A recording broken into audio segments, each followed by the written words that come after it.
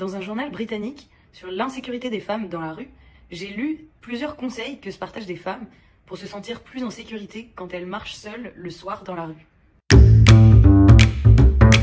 Les conseils sont, entre autres, marcher plus vite pour écourter le trajet au maximum, faire semblant d'être au téléphone, éviter d'être en jupe, garder ses clés entre ses doigts pour s'en servir comme d'une arme en cas de danger, monter dans la rame de métro où il y a plus de monde, envoyer sa localisation à ses copines, envoyer un message pour dire qu'on est bien rentré, etc. Et en y réfléchissant, je me disais, c'est quand même fou que pour les femmes, ce soit quasiment devenu des automatismes. C'est intégré dans le cerveau, alors que les hommes n'ont même pas conscience du fait qu'on puisse mettre ça en place.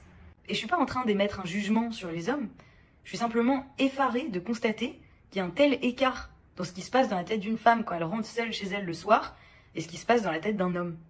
Et beaucoup d'hommes ne savent même pas qu'on met tous ces stratagèmes en place. Et encore une fois, je suis pas en train de leur jeter la pierre et de leur dire qu'ils devraient le savoir. Simplement, je me pose la question, comment ça se fait qu'ils le savent pas? Est-ce que c'est parce que les femmes n'en parlent pas? Ou pas avec les hommes et qu'elles parlent de ça entre femmes? Parce qu'entre femmes, on se donne beaucoup de conseils à ce sujet-là. Ou alors, est-ce que c'est les hommes qui n'écoutent pas? Ce qui est possible aussi. Ou alors, est-ce que ce sont les hommes et les femmes qui communiquent mal ou qui ne savent pas communiquer? Je vous laisse méditer là-dessus.